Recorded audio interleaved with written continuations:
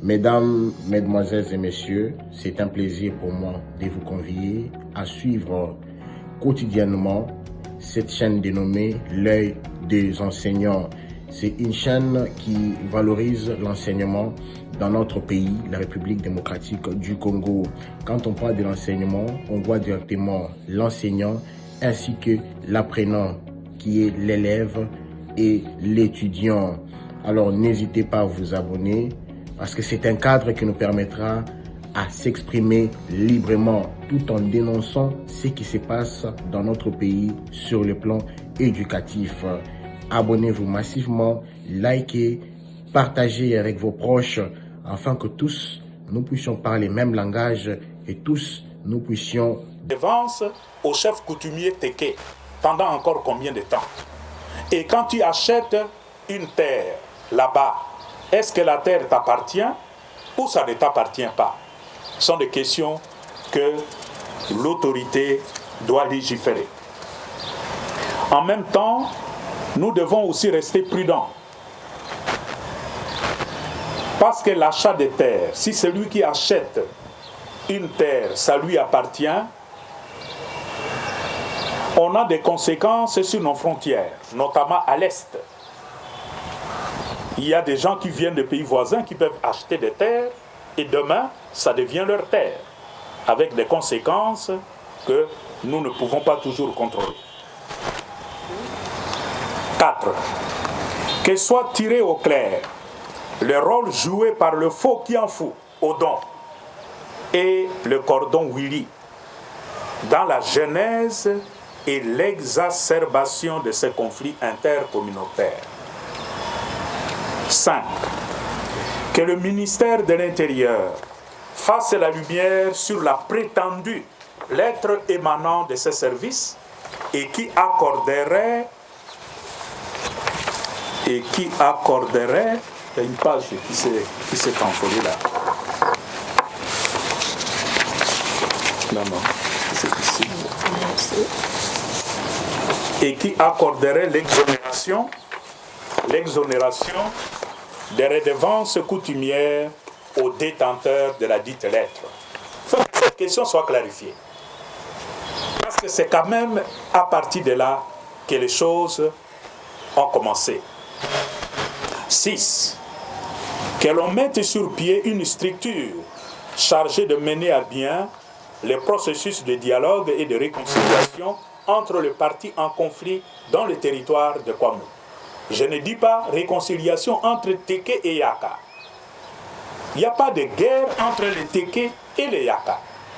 Les Yaka sont essentiellement localisés dans la province du Kwango, très loin de Kwamut. Vous les trouvez principalement à Popokabaka, à Kasongolunda, dans une partie du diocèse de Kenge, etc. Ces gens ne se sentent pas du tout concernés par le conflit autour des terres, autour de fermes, des champs dans le territoire de Kwango et de Kwamut. Ce serait une aberration dangereuse de faire porter à tout ce peuple l'étiquette Yaka qui serait en conflit avec les Teke. Le conflit, c'est entre les Teke et tous ceux qui ont acheté des terrains chez eux. Et c'est entre ces gens que nous pensons qu'il faut commencer un processus de dialogue et de réconciliation. Enfin, que le gouvernement central réponde de manière urgente aux besoins des personnes déplacées et réhabilite des infrastructures détruites, aussi bien celles de l'État, de l'Église, que des personnes privées. C'est aussi ici que je lance un appel aux organisations humanitaires pour s'impliquer dans ce qui se passe actuellement dans ces territoires. J'étais heureux à Bandundu de rencontrer le Médecins sans frontières. C'est l'organisme que j'ai rencontré sur le terrain. Ça signifie que le travail est encore à faire. Et maintenant qu'il y a un peu de sécurité, maintenant qu'il y a la présence de forces de sécurité sur la route nationale jusqu'à Bandundu, je pense qu'il est grand temps qu'on vienne en aide à ces peuples. Et principalement pour aider ceux qui ont abandonné leur village, ceux qui ont perdu tous leurs biens, de rentrer chez eux. Parce que c'était la demande principale que j'ai rencontrée partout où j'ai été en contact avec les déplacés. Tout le monde demande de rentrer chez soi. Mais à une seule condition, que leur sécurité soit assurée.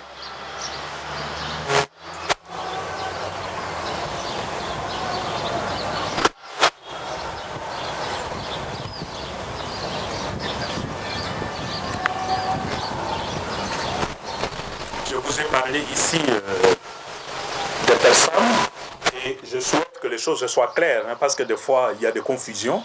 La dernière fois j'ai parlé de voyage à Kwamouth, les 4 ministres. Il y a un journal qui a écrit que le cardinal a dit que les 4 ministres ne sont jamais arrivés à Kwamouth.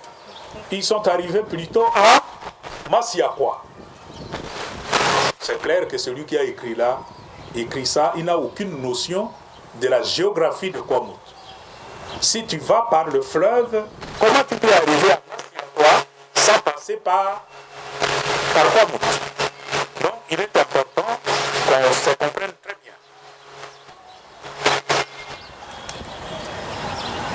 De la même manière, quand je parle de ce faux Kianfou qui s'est affiché à côté des autorités du pays, notamment le président, moi je ne voudrais pas qu'on interprète ça comme un soutien des autorités à ce Kianfou.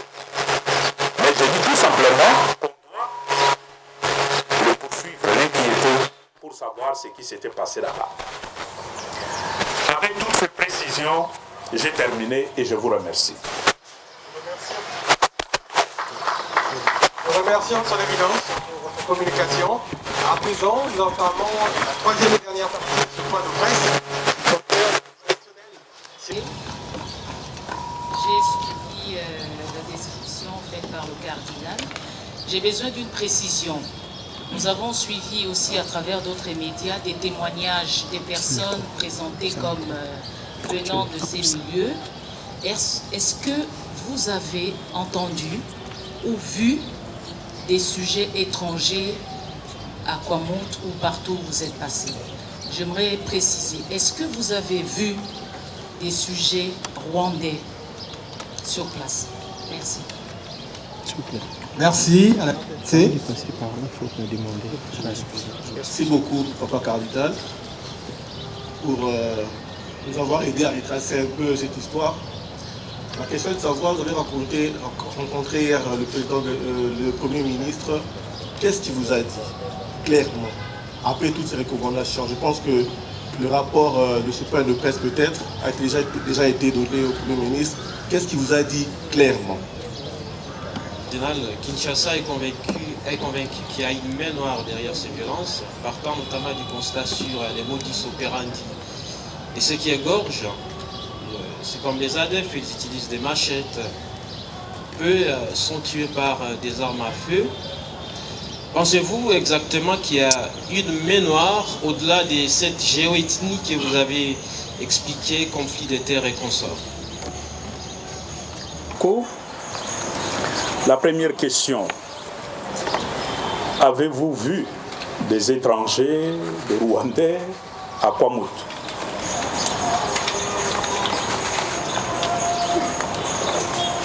Moi comme vous le savez, j'ai fait 2 fois le voyage de Kwamouth. J'ai eu à parler avec les gens qui sont sur le terrain, qui ont vécu les événements. J'ai eu à parler avec les autorités du pays qui sont sur place là-bas, même les différents services de l'État. La vérité, c'est que moi, personnellement, je n'ai rien observé et aucun de mes interlocuteurs, aucun de tous ceux que nous avions rencontrés, ne nous a parlé des gens venus d'ailleurs. Tout le monde reconnaît que c'est un conflit entre les Téké, notamment les chefs des terres, et ceux qui ont acheté des terres, qui ont fait venir des travailleurs sur leurs plantations.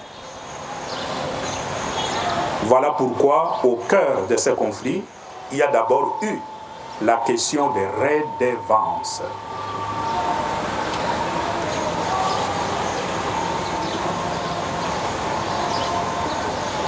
Moi, je ne peux pas affirmer des choses que je n'ai pas vues. Donc, on ne parle même pas des gens venus d'ailleurs là-bas. On ne parle pas de Rwandais là-bas. Et je ne peux pas aller dans ce sens-là. Ma rencontre avec le Premier ministre, qu'est-ce qu'il m'a dit? Il n'appartient pas à moi de vous dire ce que le Premier ministre m'a dit. Ce qu'il m'a dit, ça me concerne. Et je sais seulement que le gouvernement est engagé, est impliqué à mettre à la disposition de nos forces de sécurité tout le moyen nécessaire pour éteindre ces foyers de tension.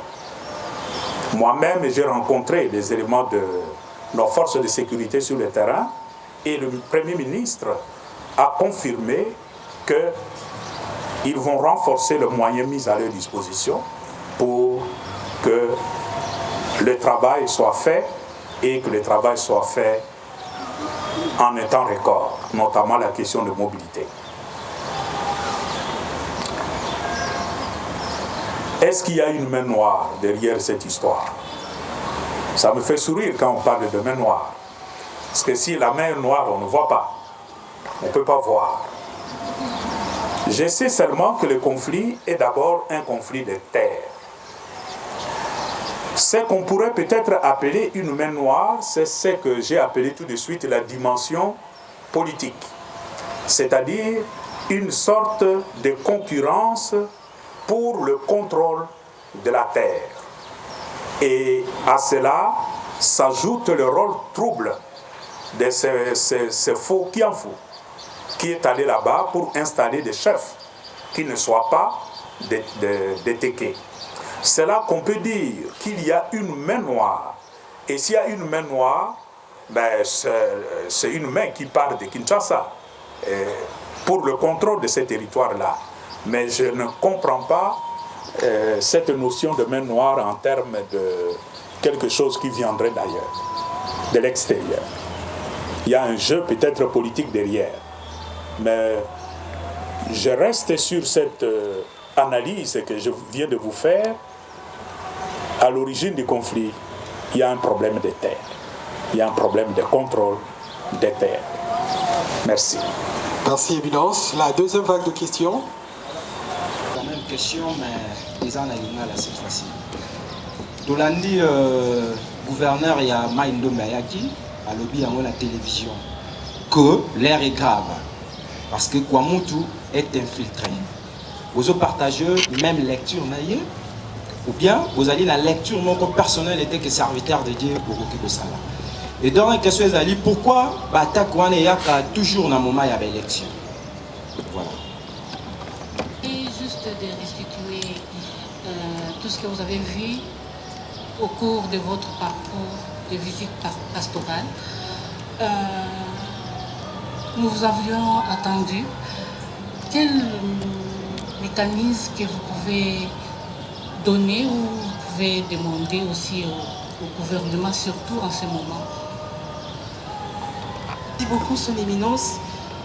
C'est vrai que vous avez apporté assistance spirituelle, mais également matérielle. Le gouvernement aussi, mais apparemment, c'est pas assez. Est-ce que de vos discussions, de vos échanges avec peut-être le Premier ministre ou sur place, vous avez évalué les dégâts en termes financiers? Ça va coûter combien à l'État de réhabiliter tous ceux qui ont perdu leur maison? Et qu'en est-il finalement de la prise en charge des personnes qui sont blessées comme on a vu? Est-ce que tous sont pris en charge? Et peut-être pour ceux qui veulent rentrer, non seulement la question sécuritaire, mais qui manquent de toit, puisqu'il y a des maisons qui ont été brûlées. Est-ce que le gouvernement provincial ou le gouvernement central prend en charge la construction des maisons pour que ces habitants rentrent chez soi, trouver un toit et peut-être à la suite voir la question sécuritaire? En 2019, vous avez effectué une visite pastorale à Butembo-Beni, en proie à de tueries et de massacres. Et cette année, vous êtes dans les Grands Bandundu. Ça fait un peu similarité. Qu'est-ce que vous pouvez répondre à certaines personnes qui pensent que les conflits de l'Est s'exportent dans la partie ouest de la République démocratique du Congo? Merci. Papa Cardinal, nous voulons savoir, on recommande à l'État congolais de faire quelque chose. Mais vous, comme le prince de l'Église, vous avez vécu la situation sur le terrain. Est-ce que l'Église pense aussi à soutenir les gens qui sont en souffrance, ou bien on va seulement suivre ce que le gouvernement va faire? Motuna kamoto ayambo atuni yango na lingala ayebisi biso awa te tango madame la gouverneure awa baki te Kwamut est infiltré. Motuna ezali te na utikuna, est-ce que la sali même observation nasili na ebisi bino awa na koki kolobate te Kwamut ezali infiltré à partir ya makambo ngai moko na moni na yoki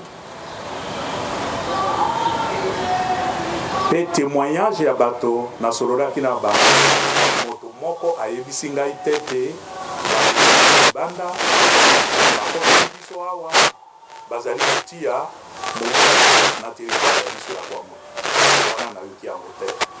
Soki madame le gouverneur à lobby, peut-être yé azali na ba élément, ngai nazali na yango te.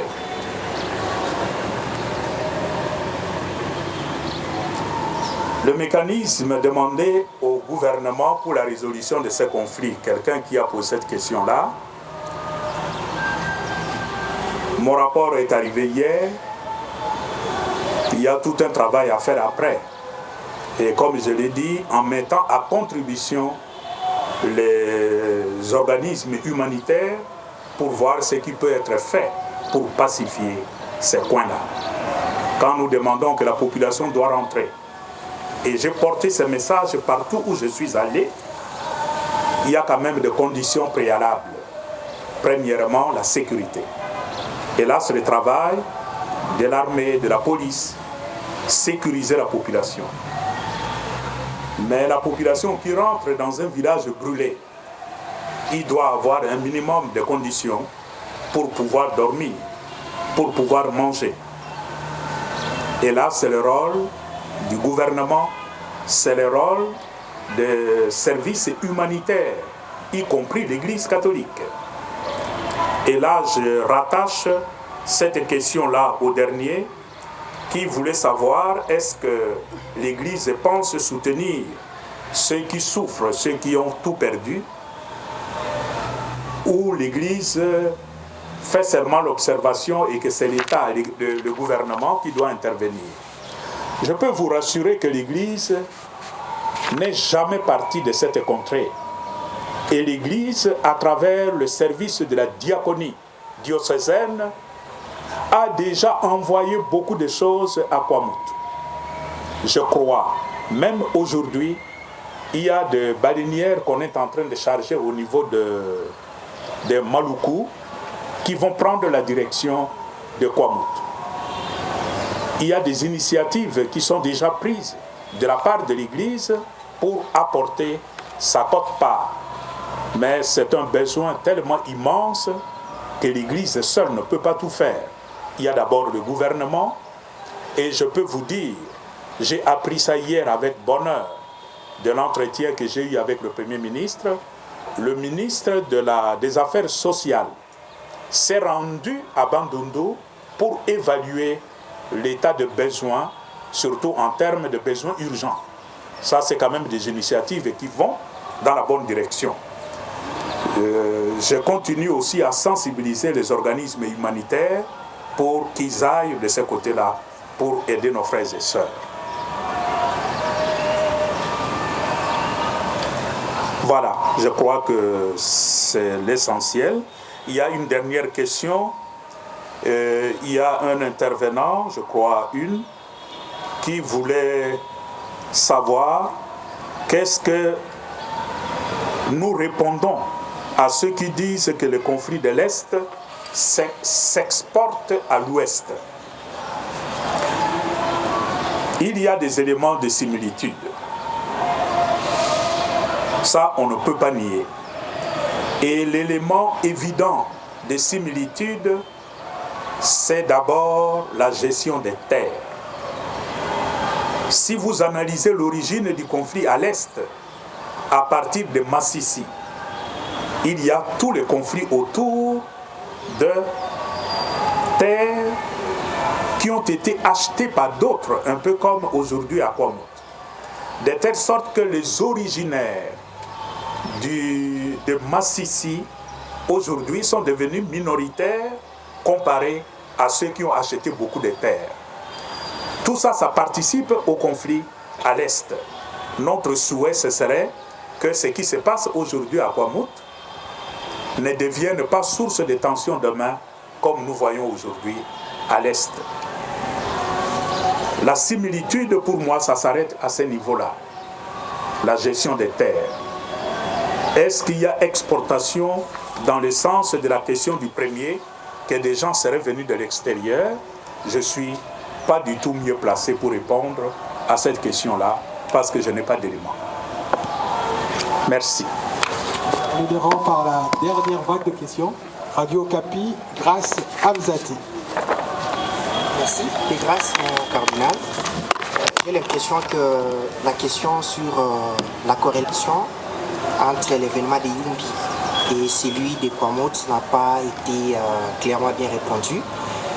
Vous qui sonnez de cette corrélation-là, parce que tantôt on parle du conflit des terres, et puis il y a des ambitions sur le fait qu'il y a les blocs pétroliers, mais du coup on parle aussi du contexte préélectoral. C'est quoi l'analyse que vous faites par rapport à ça? Que cela peut être dû à quoi? Qu'est-ce qu'on cherche finalement à chaque fois qu'on s'approche des élections? Il y a des événements malheureux ou néfastes dans cette région. Et pour terminer, je réponds, vous êtes rendu sur les lieux et tout à l'heure il y a un confrère qui vous a posé la question sur les modes opératoires. On a vite compris que la situation a pris de l'ampleur dans un bref délai, dans un laps de temps. La situation a empiré. On est parti d'un conflit de terre, mais on commence à voir des machettes et même des armes à feu.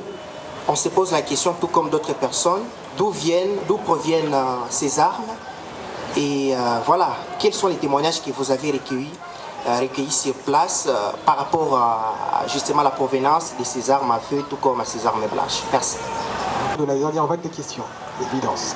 De Yumbi et de Kwamut.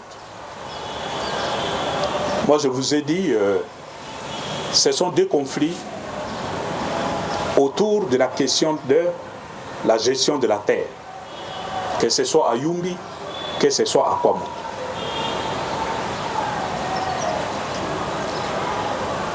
Les deux arrivent dans un contexte préélectoral. Là, c'est un constat que nous faisons. Nous faisons ces constats-là. Nous pensons plutôt que si le conflit de Yumbi avait été géré de façon qu'on aille jusqu'à la racine et qu'on clarifie le problème de la gestion de la terre entre le peuple voisin, je crois que ça aiderait à résoudre le problème de Kwamut. Étant donné que la question de Yumbi a été traitée de façon, on dirait, inachevée, on ne sait pas si ce dossier est complètement terminé. Naturellement, la question de fond n'est pas abordée. Et quand je parle de la question de fond, c'est l'équilibre entre le pouvoir coutumier et le pouvoir de l'État moderne sur la gestion des terres. Sur le terrain, il y a un conflit évident entre le pouvoir traditionnel et l'État moderne. Par rapport aux armes, nous avons été sur le terrain, on nous a montré les armes qu'utilisait le groupe qu'on appelle le groupe des Yaka, qui sont plutôt des fermiers avec leurs combattants. Ce sont des flèches, ce sont des machettes, des couteaux, nous avons vu des fusils, des fabrications artisanales. Il y a quelqu'un qui est installé dans une ferme là-bas, un ancien militaire, nous avons le nom. Lui fabrique des armes traditionnelles, des armes artisanales. Il est connu, il est dans une ferme. Mais on a trouvé aussi des armes, comment on appelle, AK-27. Ça, ce sont des armes de guerre.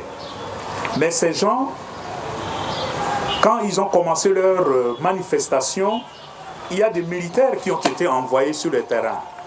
Et il y a des militaires qui ont été tués. Ils ont arraché des armes de ces militaires. On nous a montré ces armes-là. C'est tout ce que nous avons vu. En dehors de ces armes, je n'ai pas entendu qu'il y a d'autres armes sophistiquées qui ont été utilisées là-bas. Merci. Durant 2 heures, vous êtes rendu disponible pour répondre aux questions de la presse. Nos remerciements vont également à l'endroit de tous les chevaliers de la pub qui se sont rendus disponibles pour participer à ce point de presse. Nous allons clôturer ces points de presse tels que nous le débutions par son éminence le cardinal. Nous prions à l'assistance de bien vouloir s'élever pour la clôture de ces points de presse. De la presse, nous espérons aussi que vous allez relayer notre message dans le seul but que cela puisse aider à trouver vite une solution à cette souffrance de nos frères et sœurs dans cette partie de notre pays. Et eux aussi, comme nous, puissent vivre en paix, dans la concorde, la fraternité, comme ils ont toujours dit.